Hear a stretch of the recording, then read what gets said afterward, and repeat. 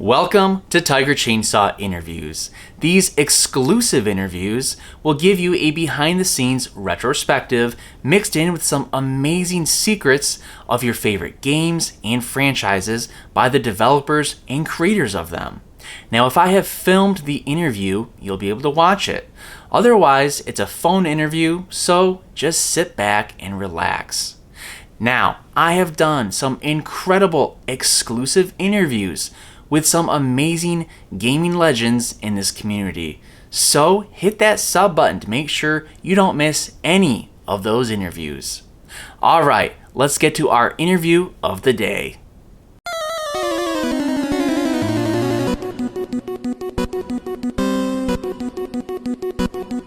Today, I am joined by the man who helped launch the Sega Master System in North America. He was the project manager for it while working for Tonka, and he was tasked with playing every game before it was on the market, as well as marketing the Master System to the public. My guest is John Sauer. John, thanks so much for joining us today to relive some memories of the Master System and a few of its games. I'm excited to talk about the console, and I appreciate your time, so if you feel comfortable, let's jump into this. I do. Go right ahead. And I want to say thank you for doing this and helping to keep this knowledge alive. Very few things are permanent these days, but the old days of video gaming, which really helped establish the high-quality games that we see, not so much on consoles, but on PCs and on multiple entertainment platforms. It all started back then. Yeah, and you have so much experience and knowledge, it's really valuable to hear your memories. How did you end up at Tonka, where you would end up being the Master System project manager? What were you doing before then? When I got out of college, I rode around the country and I wrote a novel, which actually is available now on Amazon. And then I came back to reality and needed a job. Got a job writing sales copy for a company that sold rare coins and bullion. And it was a very strange place to work in Minneapolis. And this was back before we had email, but we didn't have internet. And going through the paper, I saw that Tonka Toys was looking for a copywriter to write packaging for boys' toys. So I applied for the job and got it. I became Tonka Boys Toys copywriter. And I wrote catalogs, I wrote packaging for Tonka trucks and for Tonka vehicles. I wrote packaging for pound puppies and girls' toys. And some of the story. The people at Tonka were talking with Sega, and so they put a Sega Master System in the lunchroom just for people to take a look at and evaluate it. And I was a young guy. I went out with friends. We played arcade games, and I saw this in the lunchroom and started to play it and just fell in love with it. And they saw that I knew how to play video games. I was the only person in Tonka that really understood what a video game was. So they said, "Hey, would you like to be on the Sega team?" And well, it was the chance of a lifetime for me. I said, "Sure." I can't imagine finding a new video game system in the lunchroom at work. What a cool thing for people to check out during their break. Now, you mentioned a novel that you wrote. What was the title of it, and was it successful back then? No, it took me 20 years to get it published, and I ended up self-publishing it. It's a Kindle book, and it's called The Divided Man. Awesome. And we could potentially purchase it right now? It's up and ready to buy? I think it's either free or it's like a grand total of 99 cents. How did you get roped into working on the Master System project? Was it something that you wanted to do from the start and you approached them, or did they kind of pull you aside? How did the meeting happen to discuss it? Well, it wasn't so much a meeting. There was a guy, I believe his name was Dan Pizer, and Patty Lewis was the VP of marketing, and Pat Feely, I believe, was the president of Tonka. And then they had a couple of guys that were product managers that were working on this from licensing and from the relationship with Sega. And they said, "Hey, you like video games?" And I was like, "Absolutely." I said, "Well, how would you like to work on this project?" And I was all over it. They brought me on board as a junior product manager. And what that meant was that I was a good writer. I knew how to play video games. I was a good multitasker, and but more importantly, I was a young hip guy, and they were more corporate business people.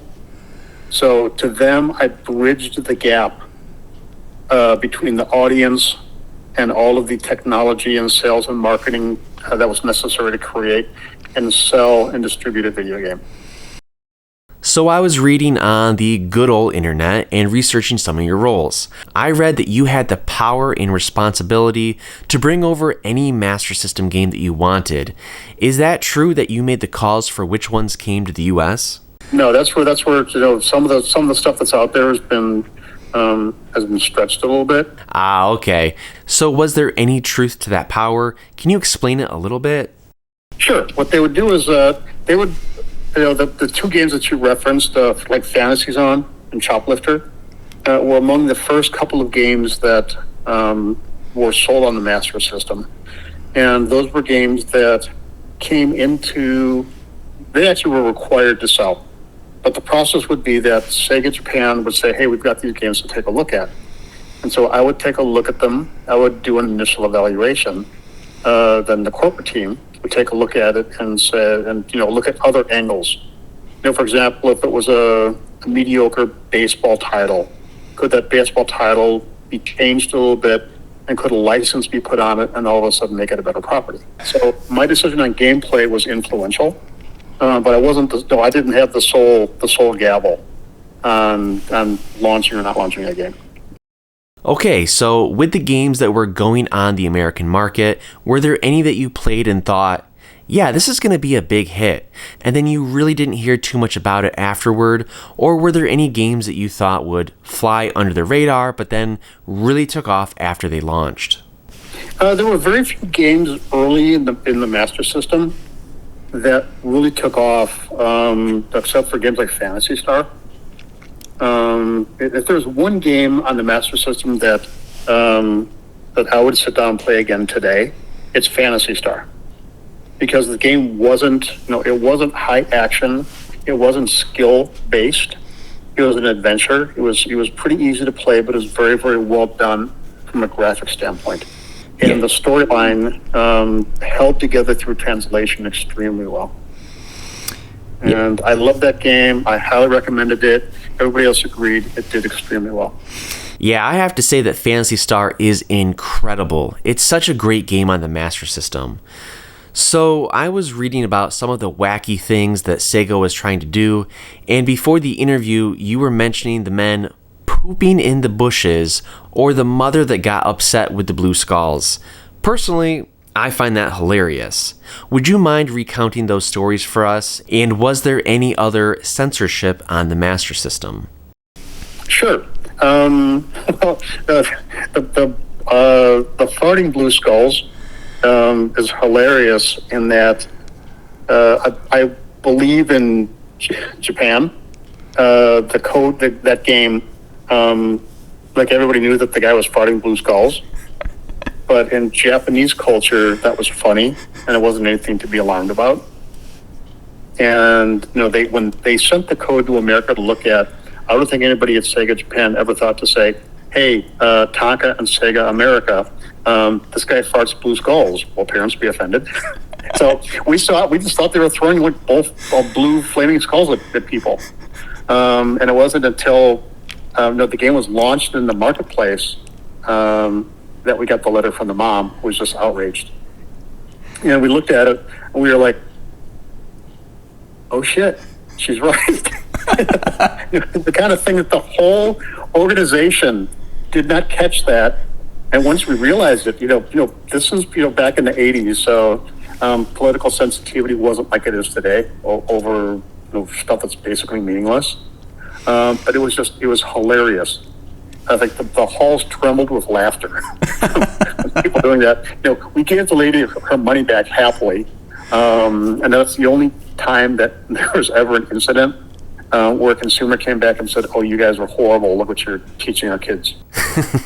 Now, to be fair and to defend Japan, I do think that's pretty funny. Do you know what game that was so I can look it up? I want to think it's a Wonder Boy game. Because I remember that in the same game, like power ups, they were I'm trying to think of they were onigiri, which is like a rice ball with a plum inside of it. So it looked like a little, kind of like a white onion with a black dab in the middle of it. Those are power ups, and that was part of that game series. So you told me that you played every single Master System game that was released in America. What was your favorite game and why? Okay, well, Phantasy Star is definitely one of them, but my all-time favorite game is Wonder Boy and Monsterland. I played that game not 1,000 times, certainly hundreds and hundreds of times. I started to play that when it was still in developmental stage. So I played parts of every level, then I played full levels. I bug hunted that game relentlessly. And it was so much fun. There was so much variety of things to do. Above ground, below ground, playing as Wonder Boy, playing as the monsters. It was so much fun. There was so much play value in that game, more than any other Master System game personally that I've ever played. If you love Wonder Boy, you have to play the reimagined version that was released a few years ago. Have you played that one? I have not. As of this conversation, I'm 61, and I don't do a whole lot of gaming now. And when I do, it's on the PC. It's usually fairly involved first-person shooters or RPGs. How do you feel about console games? Do you still play any of them? Yeah, I think there's a youthfulness to console games. When one of my relatives had their kids over at our house, the boys they're 5 and 6 years old. I busted out a GameCube, and we played Zelda Wind Waker, and just played it for hours and hours, and that was a lot of fun because the game was at a level that was just enchanting for them. And it was fun to experience the game through their eyes. I don't play much Master System games because I gave all of my Master System stuff to my son David, and he's in his early 20s, and he's into retro gaming. So he actually got some cred recently because I had a cartridge for Mortal Kombat, and it was a development cartridge. It was actually called Matral Combat, Matral Combat. And he shared the code with somebody so the code could be preserved. He's picked up the torch for me on a lot of the Sega knowledge stuff because he likes to share it. That's really cool that your son is getting into the Sega spirit and picking up your passion. Heading back to the Master System, what games did you think were just terrible? Actually, there's two. Aztec Warrior and Elf. Those have to be the two worst games ever released on the Sega Master System. So I have Aztec Adventure, but I don't have Elf. I know Elf is notorious for being the worst game on the Master System, but it's quite valuable. Just haven't found a way to get it into my collection, and to be honest, I'm not sure I actually want it. But when your son was growing up, did you guys play the Master System together? Yes, my first wife had 2 young children when we got married, and my stepson and I, we played games together all the time until my first wife and I got divorced. My birth children and I, we played video games together all the time, almost until they were adults. That's really special that you spent time with them playing games because they'll always remember those times. I have some very fond memories of playing games with my dad, so I know it must mean a lot to them. Were there any games in the Master System library that got cut or didn't come to America because they were just too weird or there was too much censorship? Things that there weren't a whole lot of things that were turned down because they were so bizarre and weird. There were a lot of games that got cut because the content was so culturally oriented that there wasn't a translation to the U.S. You can read a lot about the headbutting that occurred between Sega of Japan, Sega of America, and Tonka on marketing and games for the Master System.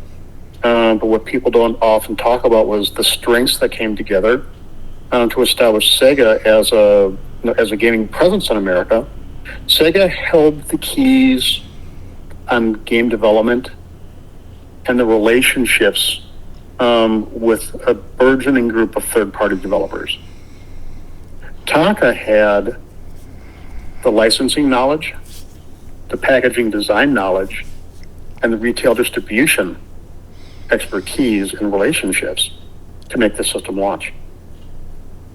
And those things came together to establish the Master System and to establish Sega really when they jumped into the Genesis, which is where that's kind of the lit rocket under Sega was the Genesis.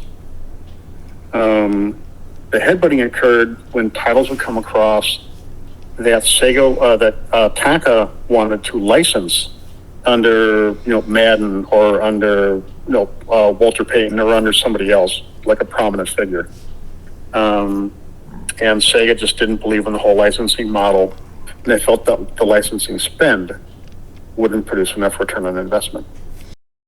This is the stuff that I find so interesting. I love hearing this insight into the marketing, but it's just strange to me. I feel like games would sell better with a celebrity endorsement from Walter Payton or Joe Montana. So it's interesting to hear Sega push back on it a little bit. They thought the money should go into the development and not necessarily into the licensing. It was learning. And I think the spend for the licensing then is probably chicken feed in today's dollars. Let's talk about some of the early games for the Master System that were very popular, starting with Fantasy Zone. It did fairly well, and they call them cute-em-ups, but to me, it was the first one that I had seen. Why do you think it was special and sold well? The cute-em-up was kind of that was Sega's entree into the U.S. And if you look at the Astro Warrior and Fantasy Zone, the look of the games are different and the orientation is different, but the gameplay is pretty much the same. You've got a hero character who shoots stuff, and as he shoots stuff, he gets tokens or power-ups that gives him more stuff to shoot, and better weapons, and you go until you get wiped out. It's simple. It's not elaborate gameplay. It was all pattern based. You played till you learned the patterns. Opal was very cute.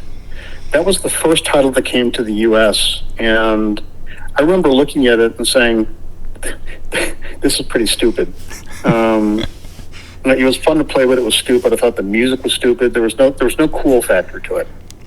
But Sega Japan was adamant that this launched because Opa was the mascot of Sega. Opa stars in Fantasy Zone, and he was the mascot that Sega was trying to push before moving on to Alex Kidd.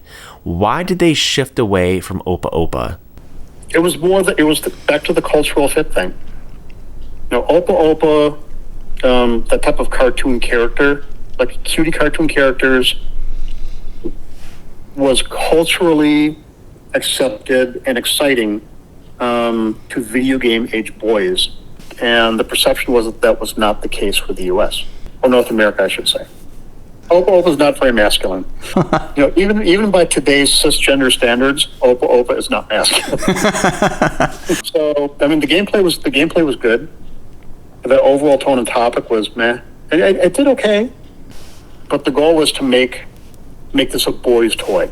And boys' toys need the imagery that would appeal to boys. And it's kind of funny that after working through Alex Kidd, they actually tried to get Arnold Schwarzenegger to do a Terminator game and to be the face of Sega, and he wouldn't do it. Oh wow, Arnold as the mascot of Sega? I have to hear this story. It's not a real long story. When the first Terminator movie came out, the Terminator was the hot property. There were Terminator action figures and posters, and Gargoyle did Terminator sunglasses. And there's the Terminator video game. They wanted Arnold's face on the package. And then they wanted Arnold to do commercials. I remember seeing storyboards of Arnold in this kind of long Terminator-ish black leather coat, like storming in and giving kids Sega, the power of Sega. And Arnold just was not on board with the whole video game thing. Well, Arnold missed out because Sega is pretty cool. Let's talk some of the compilations on the Master System. There's an Astro Warrior and a Hang-On Cart and a few others. What goes into making those decisions and putting games together like that? That's a good question. That's far enough back that I really can't remember. I do know that the first half dozen games that were launched on the Master System, they were games that were already in development, and we needed content. To have a system with one game out there was the kiss of death. So they wanted to have a dozen games available for it as quickly as possible. And so the first 6 games were just, okay, you got them? All right, is it good enough? Okay, it's good enough. Good enough is good enough to get them on the shelf. Now, you played a ton of Master System games. How often would you play one during the peak of this job? And I believe you were also translating some of them too. Some of the games are very short. Some of them can be beaten in 10 to 15 minutes. How many of them did you want to go back and revisit, or were you just needing to move on to the next one? I honestly, when I played games on my own time, I was very much into the Ultima series. So I would go home from a day of playing video games in the office to play games on my Apple IIc.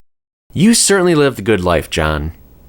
Yes, or I'd go hang out with my friends and we would play Asteroids and Tank and all the other games that were Missile Command, all the games that were popular in bars and arcades.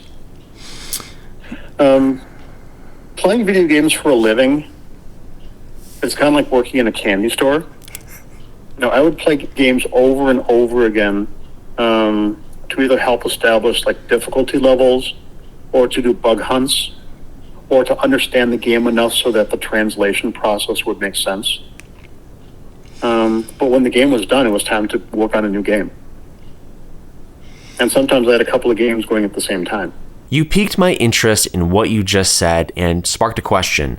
What is the most difficult Master System game that you can recall? Probably the most difficult one for me was Zillion. Uh-oh, John, don't you say anything bad about my favorite Master System game of all time. Zillion, to me, is so well done, and it's a blast to play. So, I want to hear your thoughts on it. What makes it one of the hardest games? Well, the code stuff was annoying, and again, I'm digging way back from memory here. The parts, like the motorcycle parts of the game. I remember I had trouble with the coordination of the motorcycle parts of the game. I mean, enough so that there were people that worked at Sega of America. There was a guy named Steve Hanema who was my counterpart, and he was just a wonderful man. And the team that he had, they were better gamers than me in some aspects. I was better than them in some aspects, and we made a good team. And I remember we bounced that one back and forth to get the levels that were challenging enough for a U.S. audience without making people scream in despair. I have one last game and question to ask. I've bugged you for long enough, but this question is about Choplifter. You mentioned that you would go home and play games on your Apple II computer. Choplifter originated on the Apple II computer, with Dan Gorlin creating it. Were you familiar with this game before it was on the Master System? I was. I had not played it on the 2E, but I was familiar with the game. I played a lot of it. I wasn't a fan of Choplifter. I thought it was too simple. Really, the pattern wasn't that hard to pick up, and it was just a matter of getting the timing right of landing the chopper to pick up the hostages. And that was one of the early games. It went out because it needed to go out. This completes my interview with the Sega Master System North American project manager, John Sauer. John, thank you so much for joining us today and reliving some of your memories of the Master System and working at Tonka while you helped launch it. Thank you for all the work that you put into getting this great console out on the market. And of course, thank you, the listener, for tuning in. If you love exclusive interviews with game creators and game developers, make sure you hit that sub button to watch and listen to plenty of more interviews that I have coming up. Thanks for listening.